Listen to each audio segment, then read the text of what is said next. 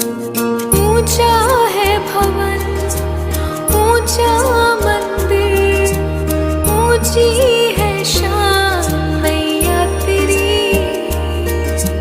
चरणों में झुके बादल भी तेरे, पर्वत पे लगे शैया तेरी। आज मैं आपको लेके चलती हूँ इंडिया के बहुत फेमस से चूहों वाले मंदिर के अंदर। Hi, my name is Arzoo and welcome to my YouTube channel. मैं आपको लेकर के आई हूँ देशनोक, जो कि बीकानेर से लगभग 30 किलोमीटर्स है। यहाँ पे एक बहुत फेमस मंदिर बना हुआ है जिसे चूहों का मंदिर या चूहों वाली माता करनी माता का मंदिर कहा जाता है। तो मैं आपको दिखाऊंगी ये मंदिर कितना खूबसूरत है और यहाँ कितने सारे चूहे हैं और इस मंदिर के पीछे कौन सी स्टोरी छुपी हुई है। तो चलिए देखते हैं।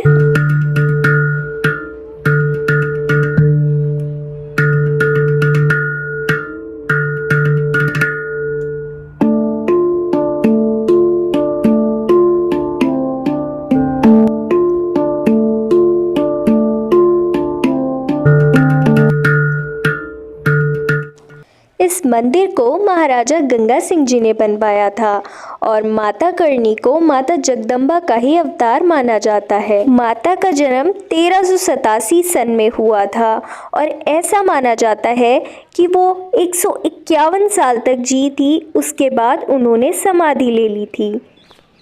माता करनी के चमत्कारों और उनके इतने सारे चूहों की वजह से ये मंदिर आज इंडिया में बहुत फेमस है।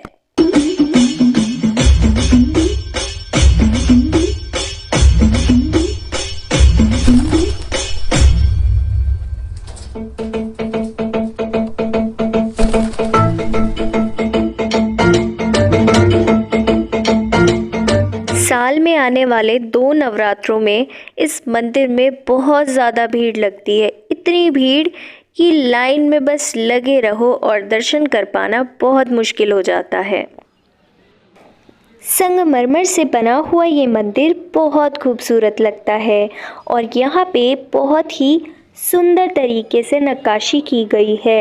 इन नक्काशी के अंदर माता करनी और उनके चूहे भी बनाए गए हैं। यहाँ अंदर की तरफ जाते हुए एक बहुत खूबसूरत और बहुत बड़ा सा चांदी का दरवाज़ा भी लगाया गया है। इन बड़े से दरवाज़ों को परोल कहा जाता है।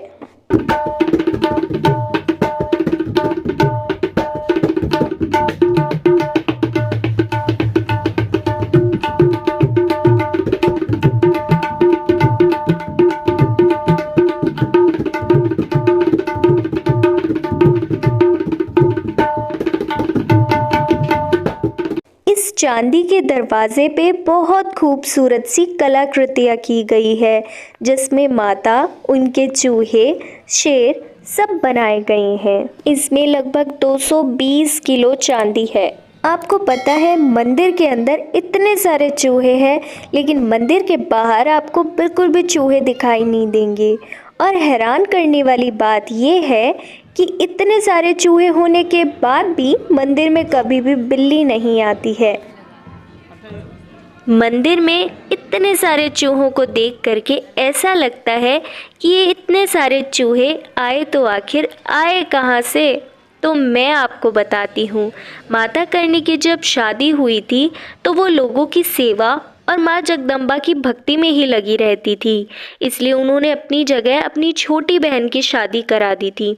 उनका एक बेटा था जो कि पास के कोलायत सरोवर के अंदर पानी पीने के लिए गया और उसी सरोवर में डूब गया था। ये बात जब करनी माता को पता चली तो उन्होंने यमराज को अपने पुत्र को जीवित करने के लिए कहा, लेकिन यमराज ने मना कर दिया। बाद में करनी माता की श्रद्धा और भक्ति देखते हुए यमराज ने उनके पुत्र को एक चूहे के रूप में जीवित कर दिया। यहाँ चूहों को काबा कहा जाता है। काबा मतलब करनी माता का बच्चा। यहाँ चूहों को करनी माता के छोटे बच्चे की तरह माना जाता है और यहाँ इन काबों का ही एकमात्र राज चलता है। जितने भी चूहे हैं वो सारे के सारे करनी माता की ही संतान है।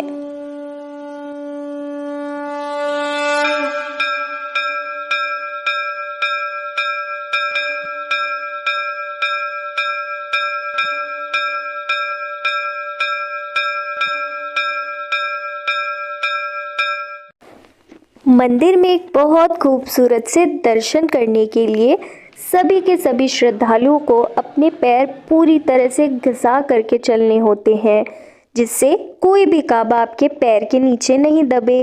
और अगर आपके पैर पे से कोई काबा निकलता है तो वो बहुत अच्छा माना जाता है, उसे माता करनी का आशीर्वाद भी समझा जाता है।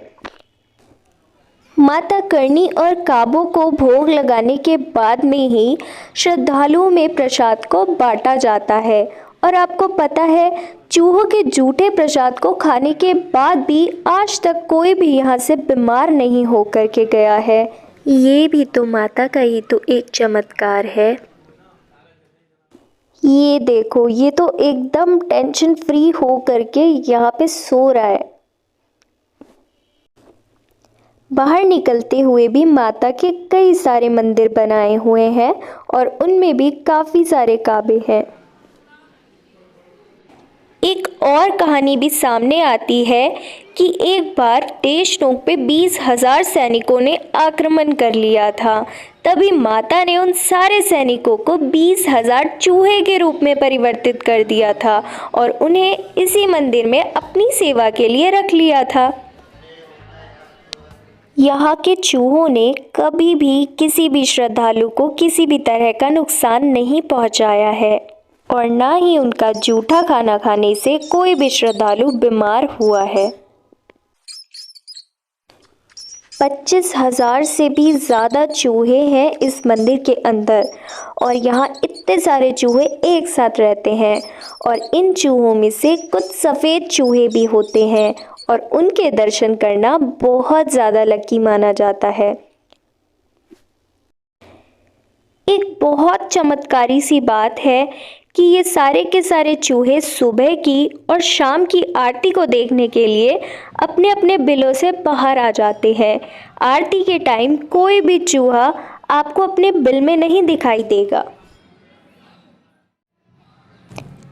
चील और बाज पे करनी माता सवारी किया करती थी, इसीलिए इस एरिया में चील और बाज काफ़ी ज़्यादा हैं और उनसे चूहों को बचाने के लिए पूरे मंदिर पे बाहर की तरफ ये जालियां लगाई गई है। ये देखो, एक बहुत खूबसूरत से दर्शन। यहाँ पे एक बड़े से पात्र में काफ़ी सारा दूध डाला गया है और उसे काफ़ी सारे चूहे एक साथ बैठ के बारी बारी से दूध पीते हैं। इस मंदिर में चूहों को दूध पिलाना काफ़ी अच्छा माना जाता है, तो लोग इसी पात्र में बार बार से दूध डाल करके सभी चूहों को दूध पिलाते रहते हैं। यहाँ देश विदेश हर जगह से बहुत सारे लोग माता के दर्शन करने के लिए आते हैं।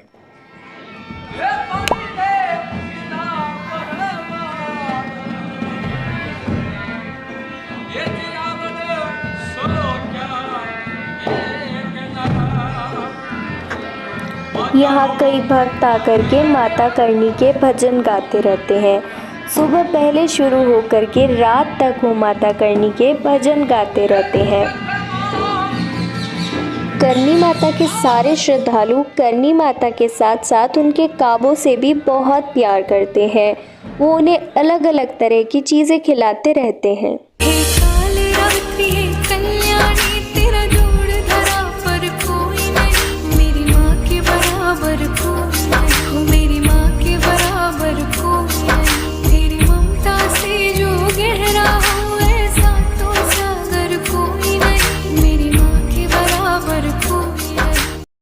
यहाँ के लोग बताते हैं कि करनी माता के वंशज इन काबों का स्वर्ग और नरक भी इसी मंदिर के अंदर है। जो माता के मंदिर के अंदर की तरफ काबे हैं उन्हें स्वर्ग की प्राप्ति हुई है और जो मंदिर के बाहर की तरफ काबे रहते हैं उन्हें नरक की प्राप्ति हुई है। अंदर वाला काबा बाहर नहीं आ सकता और बाहर वाला अंदर नहीं जाता।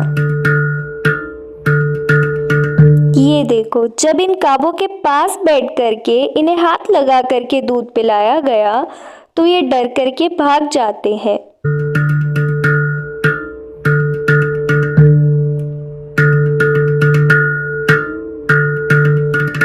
कुछ टाइम तक इनके पास ऐसे ही बैठे रहने से ये काबे डरना बंद कर देते हैं और आपके पास आ जाते हैं और धीरे धीरे यहीं बैठना शुरू कर देते हैं।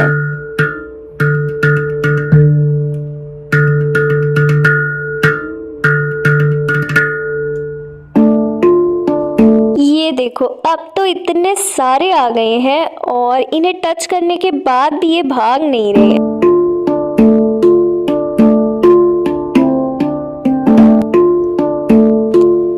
थोड़े टाइम बाद में ही ये सारे के सारे काबे आपके साथ फैमिलियर हो जाते हैं और अब ये बीच बीच में उछल कूद भी कर रहे हैं।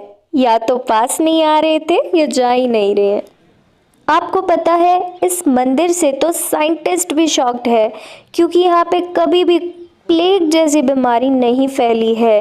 प्लेग एक ऐसी बीमारी है जो कि चूहों से होती है और इतने सारे चूहों के होने के बाद भी यहाँ पे प्लेग जैसी बीमारी नहीं फैली है या कोई भी चूहों से रिलेटेड बीमारी नहीं हुई है। इसे माता का ही चमत्कार माना जाता है। ये बाहर बैठे हुए शेर के कान में अपनी विश बोली जाती है और ऐसा माना जाता है कि ये शेर माता करनी को आपकी विश ज़रूर बताएगा। यहाँ बाहर की तरफ भी काफ़ी सारे कबूतर हैं जिन्हें दाना दिया जाता है।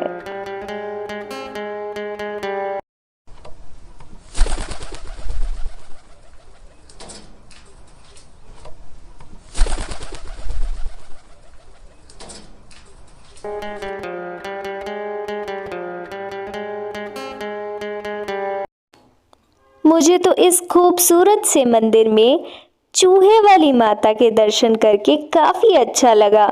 अगर आप इस मंदिर में नहीं आए हैं तो एक बार ज़रूर आना।